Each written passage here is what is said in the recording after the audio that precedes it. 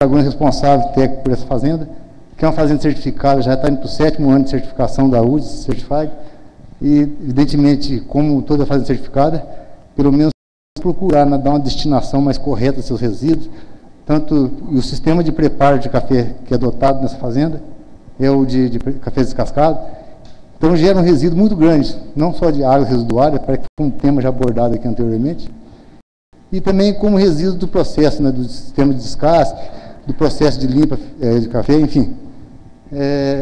Então, nós procuramos dar uma destinação dentro das possibilidades a mais correta possível desses resíduos.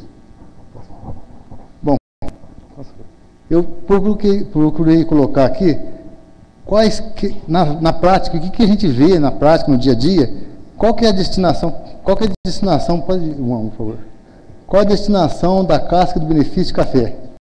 Aí eu coloquei alguns pontos, evidentemente podem ter outros. Combustível, né? O pessoal usa para secagem de café em secadores, em caldeiras, em fornalhas individuais. Muitos produtores usam, e é uma questão interessante, né, para reduzir o consumo de impacto de questão de lenha. Né? De volta.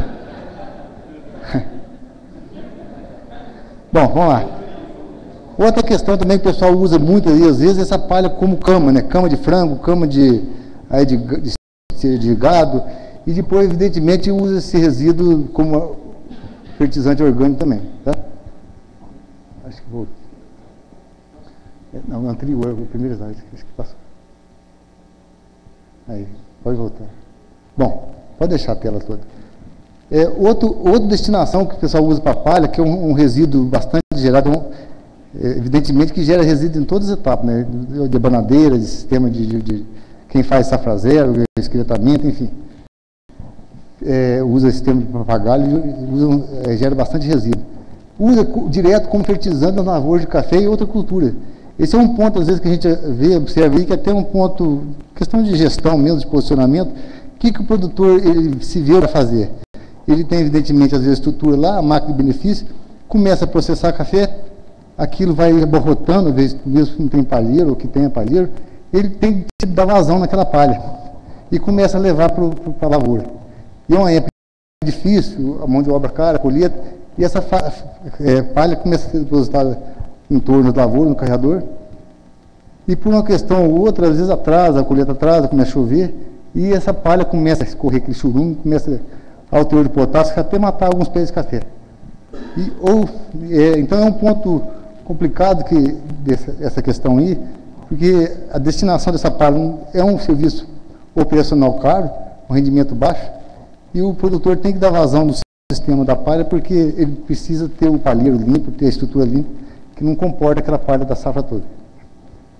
Outro destino que a gente tem visto é a questão de doação. O pessoal às vezes fala, não, tem aquela palha lá, pede para você, pode levar, ele nem não se importa com aquilo, né? O pessoal às vezes, até é um favor que se faz, né? Não tirar por conta de doação. Tá?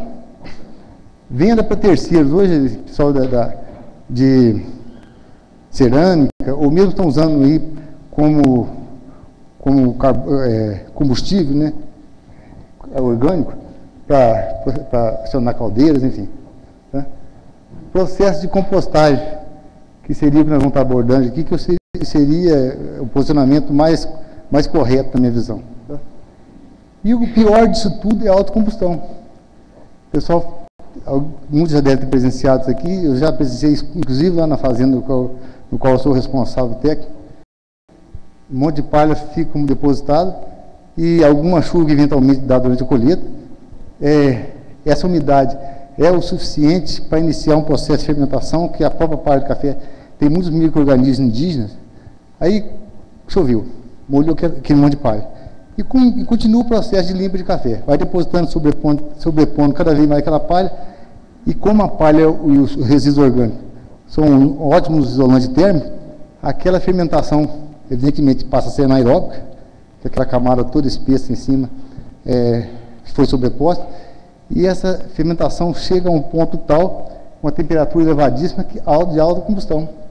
O monte começa a fumegar, pegar fogo de dentro para fora, quando vê, bom, queima. Alguns dos senhores já devem ter presenciado ou visto isso aí, que infelizmente às vezes ocorre. até com risco até de pegar fogo na estrutura, né? Não dá para pagar mais. E quando eles falam, quanto mais chove, parece que mais acende o fogo. Enfim, então, às vezes, isso ocorre realmente na prática, né? Então, eu coloquei esses pontos aí, evidentemente que pode haver outros, e tem a associação deles, né? O produtor usa como combustível, não toda o resíduo de casca, usa na lavoura, usa como parte do, enfim. Mas aqui a gente vê a destinação do resíduo, no caso, que é a casca, do processo de benefício, dentro desses pontos aí que nós colocamos. Bom, como foi falado, eu acho que seria o mais interessante, o mais viável, o mais tecnicamente correto, a gente dar uma destinação dessa palha, usar ela como fertilizante, não como fertilizante natura, mas como um fertilizante já decomposto ou mineralizado. Portanto, a gente tem que ter usado um processo de compostagem, que nós vamos estar abordando aqui rapidamente, que como a gente processa na Ponta Alegre, e alguns pontos são muito importantes de serem abordados, levantados, para que isso ocorra bem. Nós vamos ver que a compostagem, na verdade, ela tem influência de vários fatores, né? Mas basicamente são três, tem um tripé para o sucesso da compostagem, tá? E nós tiramos como exemplo, o ponto aqui, vocês desculpem a minha experiência, viu? Nós usamos como exemplo, onde a gente aprendeu isso, evidentemente na própria natureza, né? Esse sistema de decomposição ou de mineralização da matéria orgânica, a própria natureza faz e aprendeu a fazer isso durante o processo evolutivo de milhões de anos, tá? Então não é novidade, a natureza nos ensina a fazer isso, tá? E é uma questão de ordem, né, como foi falado aqui, deve ter sido falado várias vezes, questão de sustentabilidade, né? A gente usar os recursos naturais, né, com a melhor forma possível, né, atendendo mais as questões da sustentabilidade. Tá? Próximo. Bom, primeiramente, para a gente fazer uma compostagem, pode ser, a gente evidentemente tem que ter um local para isso, um pátio para essa compostagem, tá? Essa escolha desse pátio, eu não vou ficar falando muito questionamento de distância, de um local que seja fácil de trânsito, né, que evidentemente você vai estar saindo um caminhão, com um trator, com veículos aí pesados às vezes, mas tem que ser um local que tenha um bom escoamento, uma certa declividade, aqui no caso até muito, sem ser declividade semelhante à declividade de terreiro, né, para que não acumule muita água durante a chuva, que tenha uma drenagem natural eficiente, tá? E um sistema dessa água, que você tem uma drenagem de chuva, que não venha entrar enxurrada aqui, evidentemente, tá? Uma disponibilidade de água, né? Essa água pode ser levada para o trator, se é por natural lá, enfim, tem que ter água, né? E aqui está o início de uma leira montada, né? Como que é feito em camadas estratificadas, nós vamos ver. Então, esse pátio, muitas das vezes, eu falo assim, qual que é um inconveniente do pátio? Mau cheiro. Né?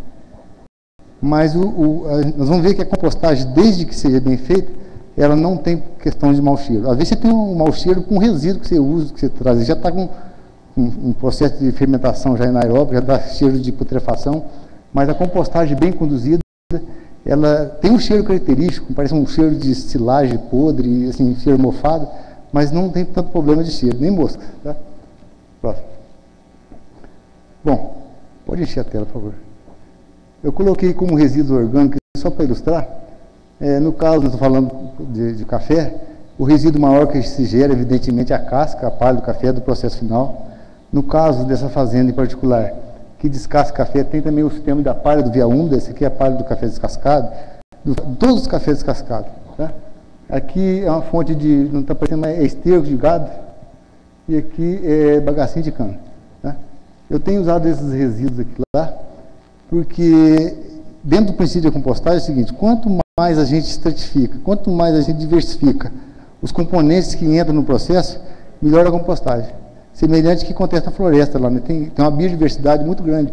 E evidentemente que eu posso usar aqui não só, aqui está todos resíduos vegetais. Quem vai com granja, resíduos vegetais ou animais são passíveis de compostagem. Ou seja, tudo que um dia foi vida, animal ou vegetal, né? Tudo que tem carbono orgânico, tetracovalente, é passível de compostagem. Tá? Então, aqui no caso, como o sistema de processo de café gera um resíduo, a maior parte, evidentemente, é palha, então eu uso esse recurso. Aí cabe a observação, que muita gente me pergunta, qual seria o resíduo melhor para o produtor usar? Seria o resíduo que ele tem em mãos, o que ele gera de resíduo, né? Atendendo a questão de sustentabilidade, a questão de... Isso aqui passa a ser um passivo ambiental grande, né? O produtor dá uma destinação disso aqui, não uma água residual, que é outro problema para quem descasca café, isso aqui também é um passivo ambiental. Tem que dar uma destinação correta aí, questão de estar aí contaminando lençol freático, cursos d'água, enfim. Eu não vou estar entrando muito no mérito disso. Então, esses resíduos orgânicos, todos eles, podem ser usados no sistema de compostagem. Na tela inicial, o produtor muitas vezes usa isso aqui dessa forma, né? Da forma como foi processado para espalhar na lavoura. Época de colheita, mão de obra cara, toda a parte de frota, está tudo para colheita, acaba não dando tempo disso, deixa para depois e tem alguns problemas, né? A palha molhada do via úmida é outra parte também difícil de operação, de trabalhar com ela, principalmente essas áreas de montanha, né? Tudo costal, então tem uma dificuldade maior, tá? E eu uso aqui, no caso, o bagacinho de cana, agora está com certa dificuldade, porque as usinas estão usando ela para energia, né, para energia térmica, para gerar energia elétrica, mas eu uso ela para estratificar, para não usar resíduo só de palha, tá? Silagem, velho, qualquer outro resíduo que o produtor ter disponibilidade de propriedade, evidentemente pode ser usado. E o uso do esterco do gado poderia ser qualquer outra fonte de esterco, com qual finalidade? O esterco entra só como um agente fermentante, como um inóculo, que nós vamos ver que o processo de compostagem é um processo biológico, tá? Por ação de micro-organismos, principalmente bactérias, tá? E o trato digestivo, principalmente dos ruminantes, tem uma quantidade muito grande de bactérias, tá? Indígenas, que se prestam muito bem para o sistema de compostagem. Tá? Próximo. Aqui tem um detalhe da montagem da leira. Aí, como que é a forma que é indicada ou correta para se fazer essas leiras? A leira... Aí, por favor. A leira, ela tem uma dimensão, tem as dimensões de que forma? Eu uso, no máximo, 3 metros. Começo com 3,20 aqui, por volta de 3 metros, para ela finalizar com 3. O porquê disso, nós vamos ver o porquê. Então, a dimensão dela, ela tem uma dimensão de 3 a 3,5 metros, tá? Uma altura de 1,50 m até 1,80 m, tá? Não muito alta, nós vamos ver o porquê, tá? E o comprimento variado, de acordo com o seu pátio que você tem disponível para fazer isso aí. E à medida que você vai pôr nessas camadas certificadas, a gente tem que entrar com um sistema de inoculação, com fermento, né, com esterco, que seja. Então, é recomendado de mais ou menos 5%. A cada camada de composto dessa certificagem, a gente vai pôr 5% de esterco. Tá?